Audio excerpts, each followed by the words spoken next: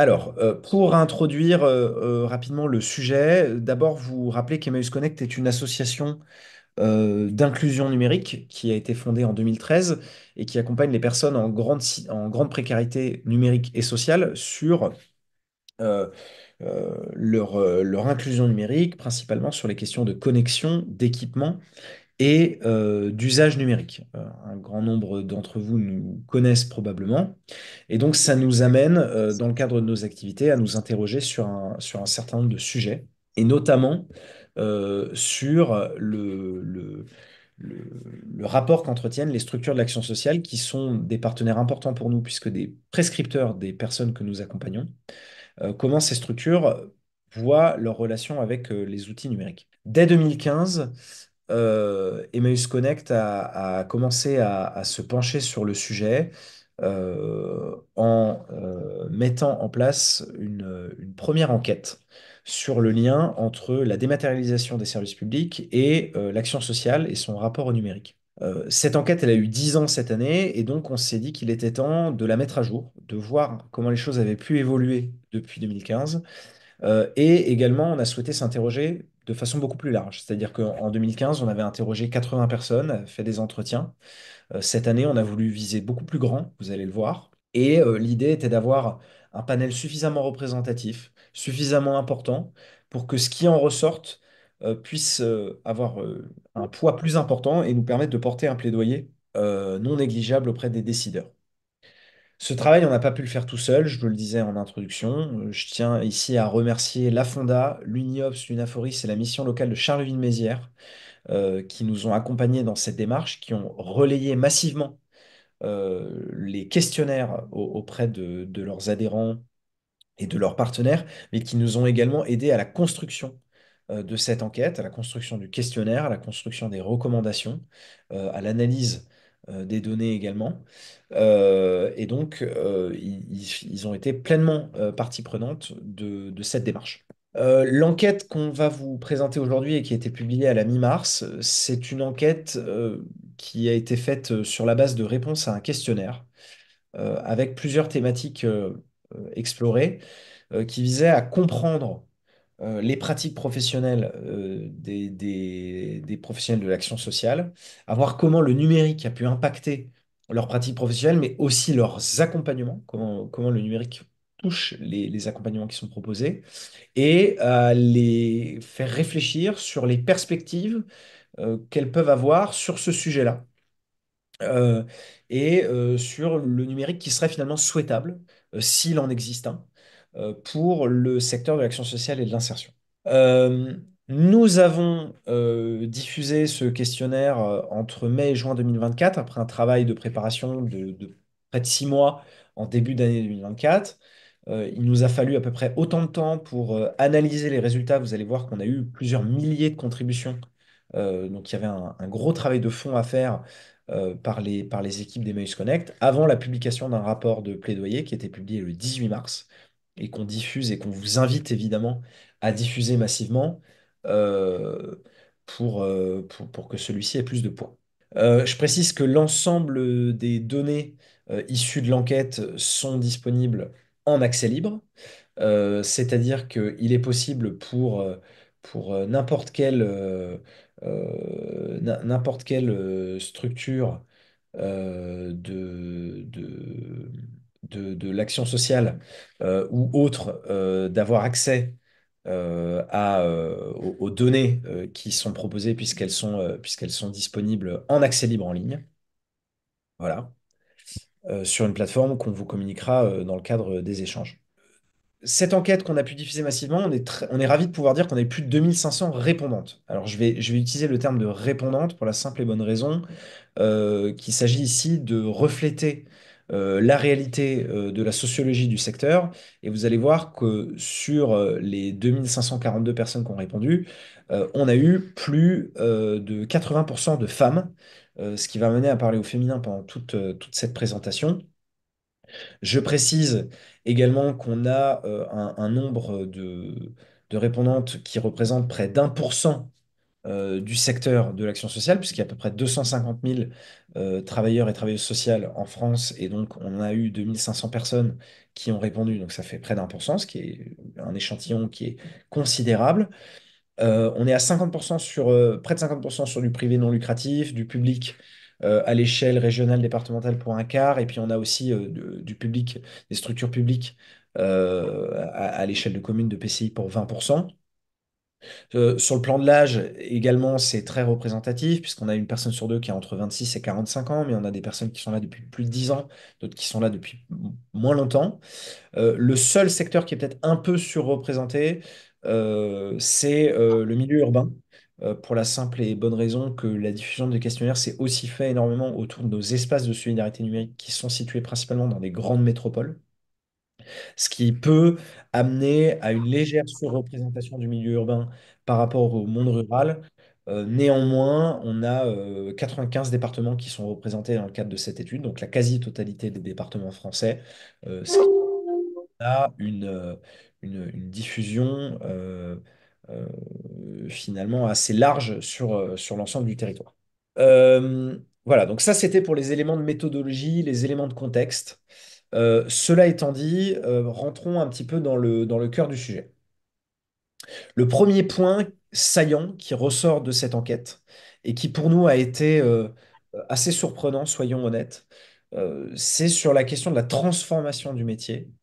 Euh, c'est que près de 81% des personnes qu'on interroge, quand on leur demande comment vous vivez la numérisation de vos pratiques professionnelles, nous répondent on le vit bien ou on le vit plutôt bien. Donc pour nous, ça a été une surprise parce qu'on s'attendait quand même à une perception assez négative du numérique qui aurait beaucoup de raisons d'être, hein. Force est de constater que quand on demande aux professionnels de l'action sociale comment elles vivent la numérisation de leurs pratiques, elles répondent de façon assez positive, ce qui vient débunker l'image qui circule beaucoup de travailleurs sociaux qui seraient complètement réfractaires à l'arrivée du numérique, et donc on voit que c'est pas le cas. Euh, le constat est aussi que le numérique a profondément transformé le métier de travail social et les métiers de l'action sociale. Pourquoi cette transformation est plutôt bien perçue initialement? Euh, Déjà parce que le numérique apparaît comme facilitateur. Alors ça, c'est pas spécifique au métier de l'action sociale, mais on a quand même 60% presque des répondantes qui nous disent, ah, le numérique, ça nous facilite la vie, ça facilite les modalités d'organisation, ça permet un meilleur accès à l'information, on peut mieux communiquer avec nos collègues. Voilà, on a un verbatim qui est très éclairant et que je vous ai mis là et qui, pour moi, regroupe l'ensemble des éléments que j'évoque. C'est, on a vu l'arrivée de nouveaux outils très efficaces pour positionner notre public sur des formations, pour collaborer en interne, pour faire avancer rapidement des partenariats, par exemple. Donc, quand on touche aux méthodes de travail en interne, le numérique est très bien perçu et le numérique facilite vraiment la vie des travailleurs sociaux sur ce point-là. Vous allez voir que c'est pas aussi simple, hein. Je commence par les aspects très positifs, mais vous allez voir qu'on va rapidement nuancer quand même ce propos-là.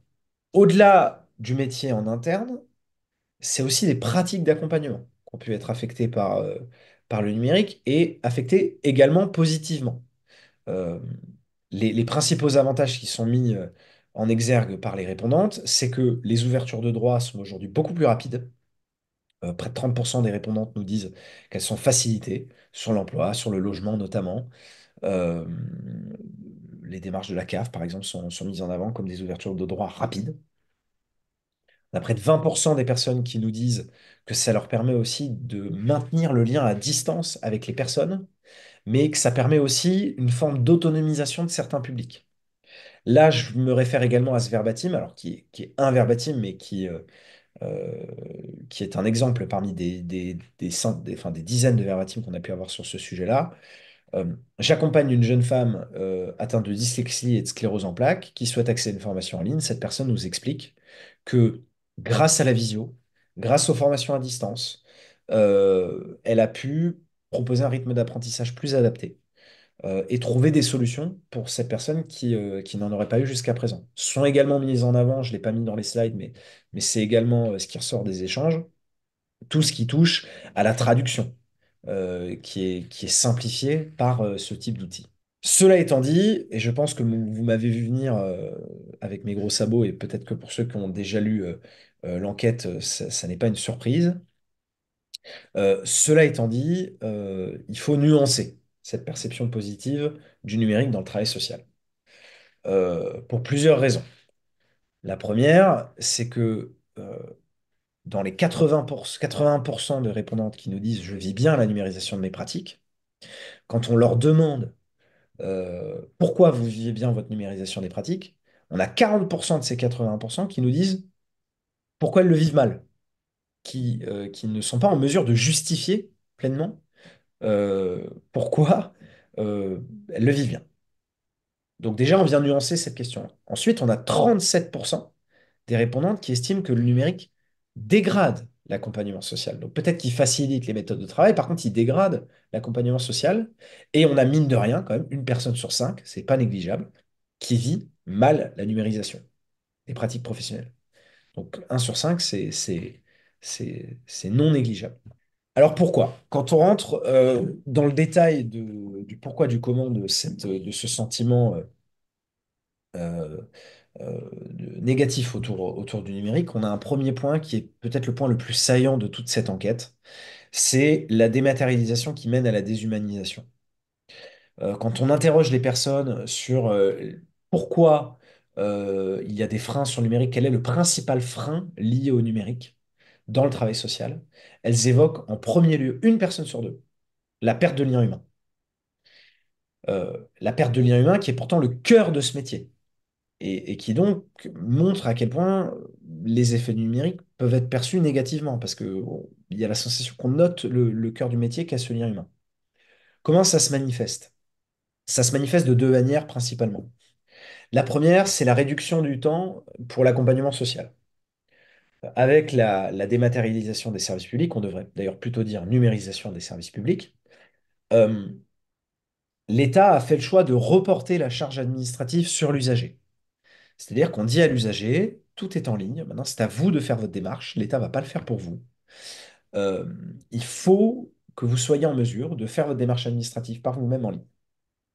Quand vous avez un public précaire, qui est le propre des publics qui sont accompagnés par les travailleurs sociaux, euh, ces personnes-là sont en grande majorité en situation d'exclusion numérique pour des questions de manque de connexion, de manque de compétences ou de manque d'équipement, et donc ne sont pas en mesure de faire d'elles-mêmes leur démarche d'accès au droit.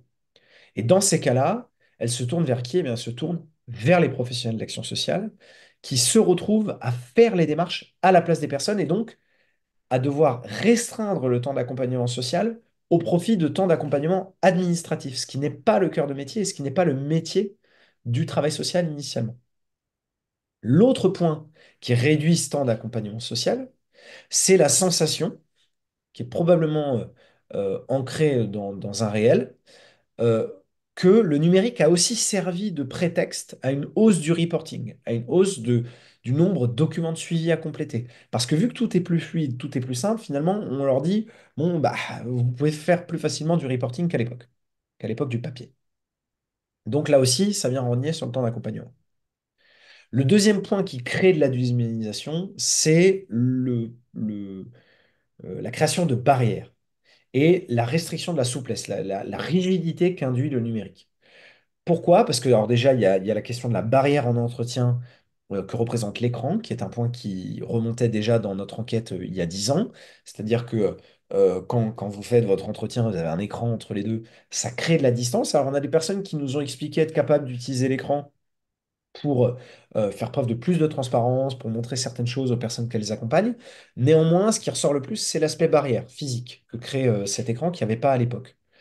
Euh, la rigidité administrative et la lassitude face aux réponses standardisées est aussi un des points qui revient, c'est-à-dire que le formulaire numérique, c'est un canevas qui est cadré. Quand vous ne rentrez pas dans les cases, vous ne pouvez pas valider, vous ne pouvez pas avancer. Euh, les personnes parlent de réponses standardisées, c'est-à-dire qu'elles n'arrivent plus à joindre les administrations. Et comme les personnes accompagnées, elles se retrouvent face à des chatbots, face à des réponses typiques, qui leur sont envoyées et qui viennent créer un sentiment de déshumanisation. Les verbatims sont très éclairants et illustrent extrêmement bien ce sentiment global. Je vous ai mis sentiment d'envahissement, trop de reporting, chronophage, énergivore, trop de temps, qui sont des choses qui sont revenues, mais des dizaines de fois. Le trop de temps, pas assez de temps, tout ce qui est lié au temps, revient probablement même des centaines de fois dans cette enquête et dans les verbatims qu'on a reçus. Le temps de travail n'est pas extensible, les démarches numériques prennent de plus en plus de temps, il y a fortement un impact sur le temps passé auprès des publics. Là, il y a quelque chose de, de très contre-intuitif, de contradictoire, et qui reflète une réalité qui est qu'en fait, le numérique est une promesse d'accélération, et le sentiment que les personnes ont, c'est au contraire que ça vient ralentir et créer plus, enfin, euh, être beaucoup trop chronophage et prendre beaucoup plus de temps que ça n'en fait gagner. L'autre élément de fragilisation du travail social qui revient, c'est le fait que les professionnels de l'action sociale ne se sentent pas assez formés. On a quand même 4 personnes sur 10 qui estiment ne pas avoir été formées sur les questions numériques, alors que dans les réponses, on se rend bien compte que le sujet est central, quoi qu'il arrive. Et je précise une chose, euh, les personnes qui ont répondu à notre enquête, qui a été passée par, par questionnaire en ligne, sont nécessairement des personnes qui maîtrisent les outils numériques de base. Donc 4 personnes sur 10 nous ont dit qu'elles ne se sentaient pas assez formées sur le numérique, mais on peut très bien imaginer que ces personnes-là étant des personnes qui sont déjà en mesure de répondre à ces questionnaires en ligne, peut-être qu'une partie des professionnels de l'action sociale euh, qui n'ont pas répondu nous auraient dit peut-être plus massivement encore qu'elles n'étaient pas assez formées. Donc ce chiffre est peut-être sous-estimé par rapport à une réalité. Euh, L'autre élément qui vient expliquer ce manque de formation, c'est que 9 personnes sur 10 nous ont dit la médiation numérique, aujourd'hui, ça fait pleinement partie de notre métier. Ce qui explique aussi peut-être pourquoi les personnes ne sont pas assez formées, parce qu'elles ont ce nouveau champ d'intervention dans leur métier. 5 sur 10 déclarent accompagner en interne, donc déjà être en mesure de le faire d'elles-mêmes, et 4 sur 10 déclarent orienter vers des structures de la médiation numérique. Mais en tout cas, tout ça pour dire que le numérique, même dans l'accompagnement, aujourd'hui, c'est une compétence propre à avoir. En tout cas, vécue comme telle. Euh, Deux verbatim là aussi éclairants. Des outils qui sont mis à disposition sans aucune formation sur leur utilisation. L'outil ne s'adapte pas au travail, c'est le travail qui se doit s'adapter à l'outil informatique. Sur la question de la médiation, même si ce n'est pas notre cœur de métier, nous jouons un rôle de médiateur numérique, mais on se sent insuffisamment formé pour accompagner efficacement les publics. Enfin, avant de passer à un premier temps de questions-réponses, euh, ce qui vient vraiment témoigner du sentiment global des professionnels de l'action sociale sur la fragilité euh, créée par le numérique, c'est leur perception de l'avenir, leur sentiment de l'avenir. On a 6 personnes sur 10 qui, quand on leur demande d'associer une émotion au numérique de demain, nous évoquent une émotion négative. Il y a la peur, l'inquiétude, la déshumanisation, la submersion qui revient beaucoup, ce sentiment-là et qui s'explique principalement par une crainte d'une technologie qui viendrait remplacer l'humain, qui serait inadaptée au travail social, où on irait de plus en plus vers des solutions techniques qui seraient présentées comme la clé de voûte de la résolution des problèmes, au détriment de l'humain, où on demanderait au travail social de travailler avec des outils qui ne sont pas adaptés à leur métier. Et on a également la question des risques de sécurité qui ressort énormément. C'est pas étonnant. Honnêtement, ça nous a pas étonné que les professionnels de l'action sociale soient très sensibles aux questions des données des personnes qu'elles collectent et la sensation qu'on collecte de plus en plus de données sans trop savoir ce qu'on en fait et où est-ce qu'elles vont. Une crainte sur la fuite des données. Voilà. De verbatim, l'arrivée de la robotisation, qui est de l'intelligence artificielle évidemment, qui est revenu beaucoup, alors qu'on n'avait pas de questions sur ce sujet-là, mais qui est un sujet qui est évidemment d'actualité. Euh, L'usage d'algorithmes dans le calcul des prestations sociales, qui est revenu. Voilà, et la question de la confidentialité, avec la sensation d'alimenter des data centers sans maîtrise du respect des données personnelles, quand bien même évidemment euh, le RGPD est là et on a des travailleurs sociaux qui sont très sensibles à ces questions du RGPD. Voilà. Je vous propose de passer à une première salve de questions-réponses avant de passer à la partie plus prospective où on va vous présenter les recommandations de politique publique que nous on émet sur la base des conclusions de cette enquête. Je précise rapidement, parce que je ne l'ai pas précisé en introduction, que cette enquête est le résultat du travail des équipes d'Emmaüs Connect, dont principalement notre pôle opération et Adélie Davier, qui est présente sur ce point, mais également d'un doctorant qui travaille chez Emmaüs Connect, qui nous a aidés dans la construction de cette étude, quand bien même elle n'a pas la prétention d'être un travail scientifique. Voilà, je le précise. Si vous avez des questions, je vous propose soit de lever la main, de prendre la parole, soit de les écrire dans le chat et Adélie les prendra à voix haute pour que je puisse y répondre. Je vois qu'il y a Zoé Oui, du mouvement d'Uni, pardon, qui a levé la main et qui a peut-être une question. oui, bonjour. C'était super intéressant, merci beaucoup. J'avais une question sur les réponses des répondantes. Est-ce qu'il est ressorti un sentiment de peut-être d'instrumentalisation du numérique par certains services publics et derrière eux l'État pour restreindre l'accès aux droits? Et je pense très fort notamment au droit au séjour. Nous, au Mouvement d'Uni, on travaille principalement avec des femmes sans papier. Et donc, on passe beaucoup par une plateforme qui s'appelle l'ANEF, qui sert à demander la plupart des titres de séjour, qui bug constamment, à tel point que ça a fait l'objet d'enquêtes par la Fédération des acteurs et actrices de la solidarité. Et on se demandait si on était les seuls à ressentir qu'il y avait peut-être une complexification, voire des blocages un peu, peut-être pas volontaires, mais en tout cas, Euh, merci pour cette question. Alors nous, on est évidemment familier de la plateforme ANEF qui a été mise en demeure d'ailleurs par le Conseil d'État il y a, je crois, bientôt 3 ans de ça.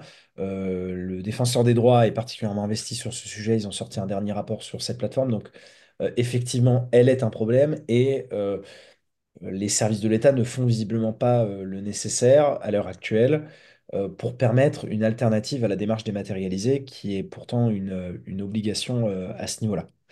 Euh, pour répondre plus précisément à la question sur si il y a une sensation qu'il y a quelque chose de volontaire dans cette démarche-là, euh, c'est pas ressorti très clairement dans les réponses. Euh, on n'avait pas non plus de questions qui, à mon avis, laissaient la porte ouverte à le dire très clairement.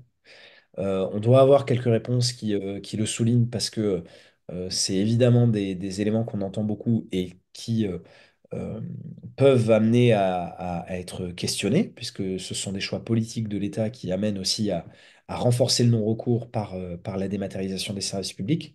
Ce que je peux néanmoins vous dire, c'est que dans la quasi-totalité des réponses, ce qui ressortait principalement, c'était les besoins des personnes. C'est-à-dire que les professionnels de l'action sociale, quand on les interrogeait sur leur pratique professionnelle, sur leur travail, ce qui ressortait le plus, c'était les personnes qu'on accompagne sont mises en précarité par ces politiques publiques-là, par le fait qu'on dématérialise, parce qu'elles n'ont pas les moyens de s'équiper, parce qu'elles n'ont pas les compétences. Aujourd'hui, tout est complexe et tout est rendu difficile pour les personnes qu'elles accompagnent. De là à dire que c'est volontaire, on n'a pas eu de réponse non plus qui allait dans ce sens-là. Voilà, mais on comprend en tout cas que ce sentiment puisse exister. Voilà. merci beaucoup. Alors, on a Est-ce- deux questions dans le chat. On Merci. a l'orientation des personnes via les plateformes de l'insertion. Est-ce qu'il y a un risque de perte de lien avec les partenaires? Et est-il possible d'expliquer pourquoi il y a aussi peu d'hommes répondants, même si on sait que le travail social est représenté davantage par les femmes? Alors, sur la question de l'orientation des personnes via les plateformes de l'insertion, je ne suis pas un spécialiste du sujet, donc je suis désolé, je ne vais pas avoir de réponse particulière à vous proposer. Sur le nombre d'hommes répondants, il est pas si faible, hein, c'est 20% d'hommes. Je ne veux pas dire de bêtises, mais il me semble que c'est la sociologie du secteur, hein, où on a près de 80% de femmes, ce qui explique que dans le questionnaire, ça se retrouve aussi. Et donc, c'est finalement assez représentatif du secteur. Voilà. J'ai une personne en message direct qui m'interroge sur le dispositif des conseillers numériques. On a eu des conseillers et conseillères numériques qui ont répondu dans le cadre de cette enquête. Je précise que les conseillers numériques ne sont pas des travailleurs sociaux. Donc, ils peuvent apporter des solutions d'accompagnement autour du numérique, euh, et notamment dans la réalisation de premières démarches d'accès au droit, puisqu'ils sont pour la plupart titulaires d'aide en Connect. Cela étant dit, ils ne remplacent pas le travail social et ne peuvent pas répondre à l'ensemble de ces problématiques-là. Je vous propose d'avancer et il y aura un autre temps de questions-réponses par la suite pour les personnes qui auraient encore des questions et qui souhaiteraient les poser. Donc, sur la base de ces travaux et des conclusions de cette enquête, on a été amené à s'interroger sur un numérique souhaitable en interrogeant évidemment les répondantes, hein, c'est-à-dire que les préconisations de petit public qu'on va vous partager ont été construites sur la base de nos travaux et des réponses qui ont été apportées à notre questionnaire. Quelques chiffres pour que vous compreniez pourquoi on a fait ces préconisations et ces chiffres qui ont dicté un petit peu notre ligne de conduite sur les préconisations de service public. Quand on interroge les personnes sur leurs espoirs sur le numérique de demain, les trois premiers éléments qui sont revenus, donc c'était des questions ouvertes, hein, donc on a fait des choix de ce qu'on appelait nous des clusterisations, donc de regroupement de réponses ensemble pour en tirer des grandes lignes directrices. Quand on interroge les personnes sur leurs espoirs, trois grands axes se dessinent. Le premier, c'est la nécessité que l'accès au numérique se développe pour tous et pour toutes. C'est ce que je vous disais tout à l'heure sur le fait que les effets du numérique sur les personnes accompagnées étaient toujours au cœur des réponses. Et donc, on a près de 3 personnes sur 10 enfin 25% plutôt, qui nous ont dit euh, il faut avant tout que le numérique soit accessible pour tout le monde. Le deuxième point, c'est qu'il faut absolument que le numérique facilite le travail social et ne le complexifie pas comme il le complexifie parfois aujourd'hui. Et le dernier point, c'est que le numérique reste avant tout un outil et ne s'impose pas de lui-même à tout le monde. Cela nous amène à trois grands axes de recommandation. Le premier axe, c'est un axe qui revient à dire il faut absolument maintenir des alternatives au tout numérique. Et là, ça me permet de rebondir sur la question qui a été posée tout à l'heure sur l'ANEF. Euh, Nous proposons notamment d'inscrire dans la loi l'obligation de proposer des alternatives aux démarches dématérialisées et la mise en place de points d'accès, des points de contact physiques et téléphoniques dans les administrations. Aujourd'hui, les professionnels de l'action sociale nous disent, même nous, on n'arrive plus à joindre les administrations. Quand on a un dossier qui est bloqué, qui est problématique, on a les plus grandes difficultés du monde à joindre France Travail, à joindre la CAF, à joindre l'assurance maladie, à joindre tous les opérateurs de services publics, à joindre les préfectures. Et donc, on plaide pour la mise en place de points de contact physiques et téléphoniques qui permettent permanents, qui permettent d'avoir un lien pour les personnes accompagnées, évidemment, pour qu'elles puissent aller voir les administrations d'elles-mêmes, mais aussi pour les professionnels, pour qu'elles puissent avoir des personnes ressources qui puissent les aider. Euh, c'est notamment un problème qui ressort également dans les maisons France Service où la Cour des comptes a fait une évaluation du dispositif qui est plutôt positive, mais qui dit que dès que des cas complexes se présentent, les maisons France Service elles-mêmes, qui sont pourtant un dispositif de l'État, n'arrivent plus à joindre les administrations pour obtenir des réponses sur des problématiques complexes. On propose d'inscrire aussi le droit à une démarche non dématérialisée enfin, à le faire respecter plutôt, parce qu'il existe déjà, pardon, ce principe, à faire respecter le droit à ne pas recourir à une démarche dématérialisée qui est présent dans la loi, et à prévoir des points d'accès administratifs, je le disais, qui soient joignables par téléphone ou par mail pour les professionnels d'action sociale. Donc, premier point, maintien d'alternatives au tout numérique. Deuxième point, s'assurer que les personnes accompagnées et les professionnels de l'action sociale bénéficient de la formation nécessaire sur les questions numériques. D'abord, les professionnels de l'action sociale, en formation initiale, mais en formation continue aussi. Donc, il faudrait financer la formation continue des professionnels de l'action sociale, revoir aussi peut-être les curriculums de formation initiale, en y intégrant notamment les questions de culture numérique et d'algorithme. Puisque aujourd'hui, le numérique, c'est une chose de savoir l'utiliser, c'est déjà un problème parce qu'une grande partie de la population n'est pas en mesure de les utiliser. Il faut le comprendre, il faut comprendre ce que c'est qu'un algorithme de traitement notamment, comment sont calculées les prestations sociales, tout un tas de questions de culture numérique, alors et également aussi les questions de fake news, de rapport à l'éducation média à l'information, qui sont des bases qui, à notre sens, seraient importantes d'avoir dans sa besace en tant que professionnel, pour être en mesure de répondre aussi à un certain nombre de questions des personnes accompagnées. Euh, Tout cela implique évidemment un financement de l'inclusion numérique et un plan de financement de l'inclusion numérique sur le long terme, qui permettent de renforcer le dispositif des conseillers numériques, qui puisse s'inscrire dans la continuité de ce qui a déjà été fait, qui est un bon début, mais qui est loin d'être suffisant sur les questions numériques. C'est d'autant plus d'actualité que le budget de l'inclusion numérique a failli être grandement diminué en fin d'année dernière et que on n'a aujourd'hui aucune garantie qu'il soit pérennisé pour 2026 et plus tard 2027. Et puis on propose aussi de financer l'équipement des structures sociales. Alors évidemment, l'équipement des personnes accompagnées, ça fait partie des solutions que propose Emmaüs Connect dans ces espaces notamment, Euh, mais également de financer l'équipement des structures sociales qui aujourd'hui en manquent encore beaucoup. Et enfin, dernier axe de recommandation, penser les outils numériques au service du métier et non pas l'inverse. C'est-à-dire qu'il ne faut plus que ce soit les professionnels et les personnes qui s'adaptent aux outils numériques, mais que ce soit bien des outils numériques qui s'adaptent et qui viennent répondre aux problématiques des professionnels. Donc on propose pour ça de simplifier évidemment les procédures administratives, d'harmoniser et adapter l'ergonomie de design des sites, de faire en sorte qu'ils soient accessibles, qu'ils soient inclusifs. On peut généraliser notamment le langage facile à lire et à comprendre sur ces sites internet. On propose de réduire la quantité de données individuelles collectées aussi pour les démarches administratives, généraliser le dites-le nous une fois pour notamment alléger le reporting. Et puis, réduire la quantité de reporting pour les professionnels. Aujourd'hui, il y en a trop. C'est vraiment ce qui ressort, notamment dans le cadre des financements associatifs. Je vous renvoie notamment au rapport du CESE sur le financement des associations euh, qui, euh, qui est assez éclairant sur les problématiques que rencontrent les associations, notamment en termes de reporting régulier, permanent sur leurs activités.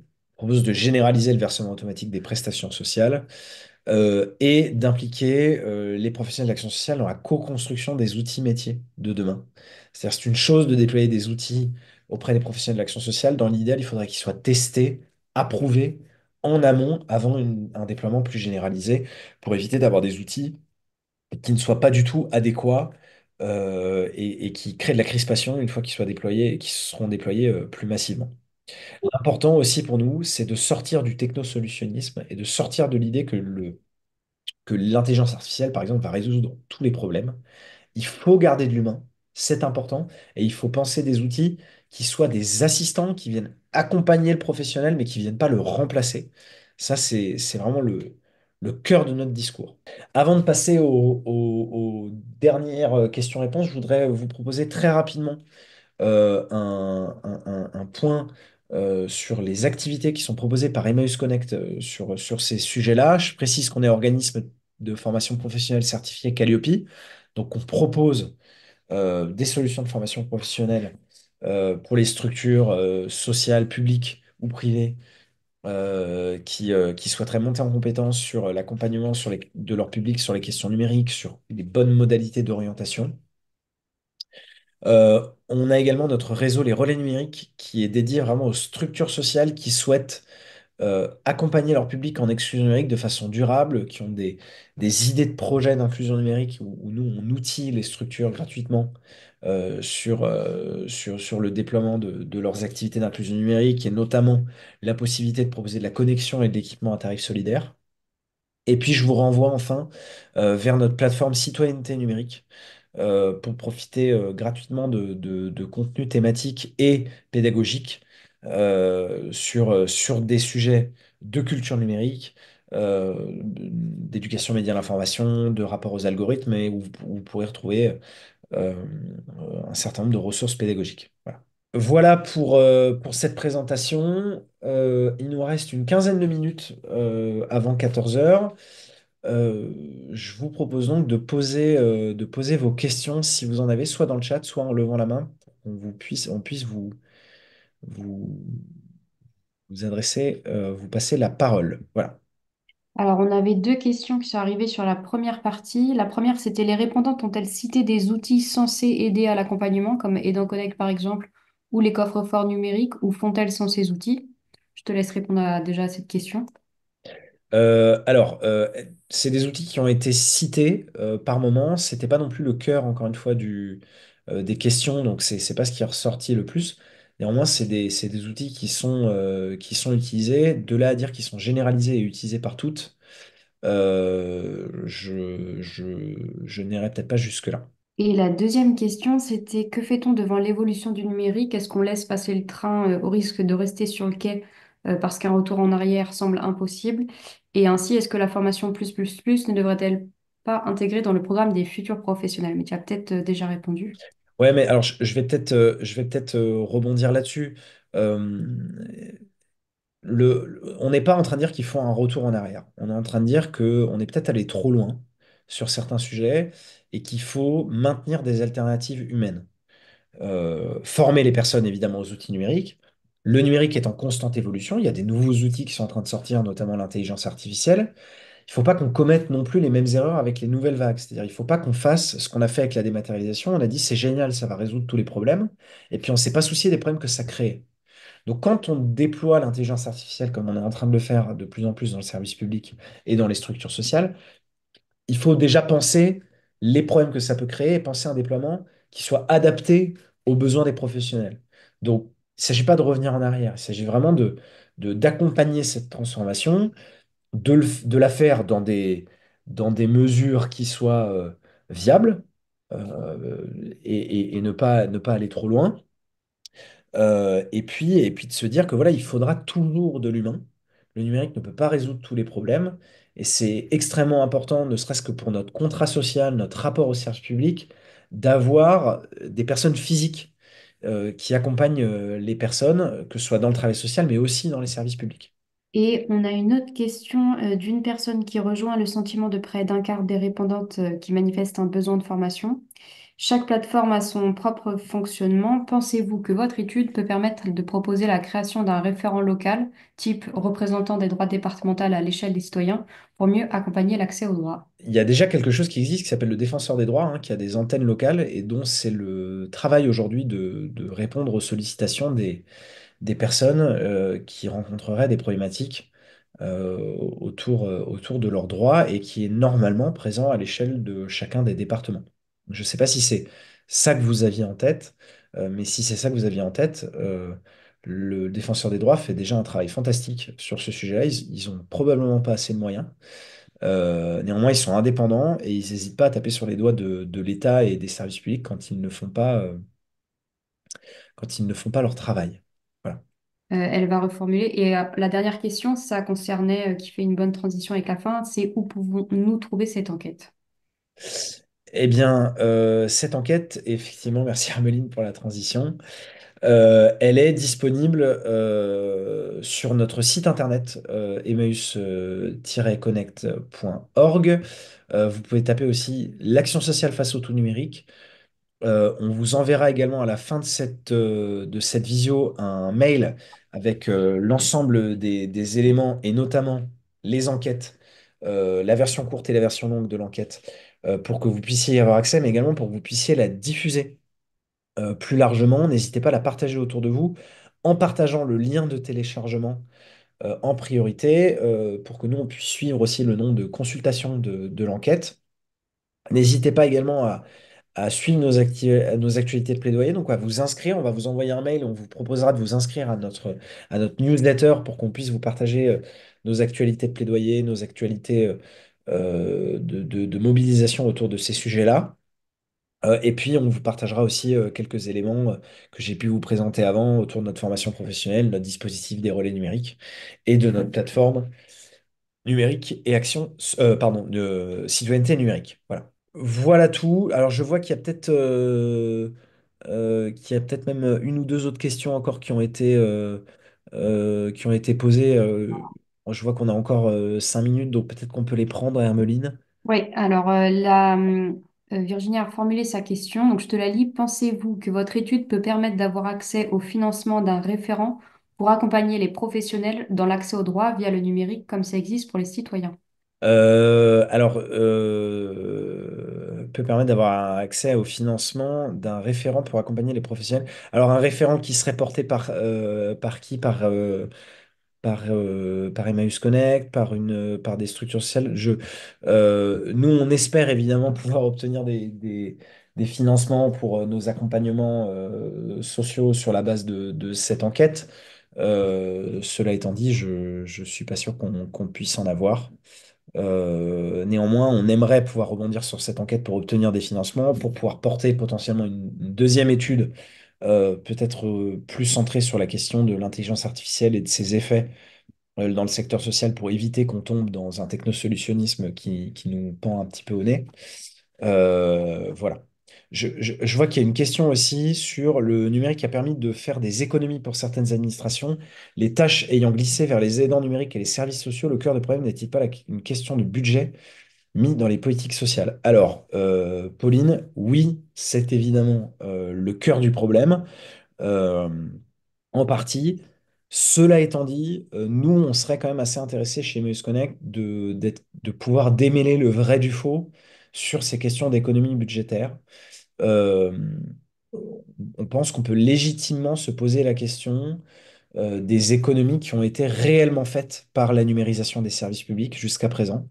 La numérisation, ça a un coût qui est quand même assez important en termes de logiciels, en termes d'acculturation des équipes, de formation des équipes, de cabinets de conseil qui ont été payés grassement payés pour le déploiement d'un certain nombre d'outils.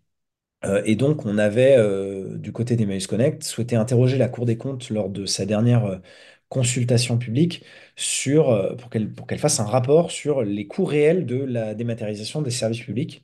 Malheureusement, notre proposition n'a pas été retenue.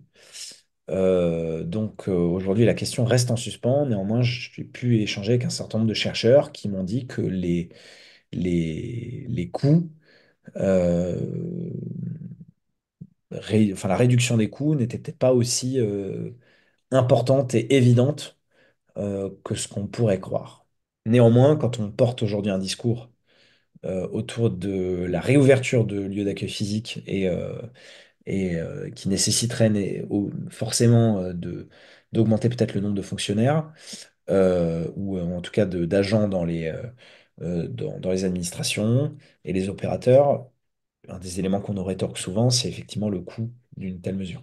Je vois que l'heure tourne. Donc, il y a une dernière question. Avez-vous recensé des questionnements ou des témoignages au sujet de l'éthique et le numérique dans le cadre d'actions sociales?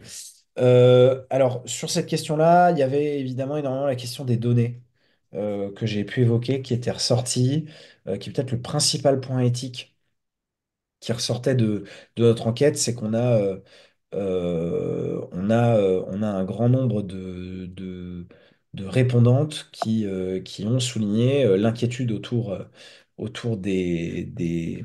de la collecte massive de données et de savoir où vont ces données. Et de pourquoi on les collecte. Donc effectivement, il y avait ce point éthique-là qui est ressorti énormément de nos échanges. Enfin, de nos échanges, pardon, des réponses qu'on a pu recevoir. Je vous propose de clôturer ce webinaire. Merci à tous et à toutes de nous avoir suivis, de nous avoir écoutés. J'espère que les conclusions de cette enquête ont pu vous être utiles, qu'elles vous ont apporté des éléments. N'hésitez pas à la relayer. Nous, on souhaite la diffuser le plus massivement possible et la présenter à un maximum de décideurs également pour qu'ils puissent reprendre nos recommandations qui, on l'espère, seront toutes retranscrites dans la loi et en politique publique. Voilà, donc je vous remercie. Merci à l'ensemble des équipes d'Emmaüs Connect aussi qui nous ont aidés à préparer ce webinaire et en particulier à Armeline qui à passer les questions aujourd'hui. Merci à tous et une bonne après-midi et une bonne fin de semaine à vous.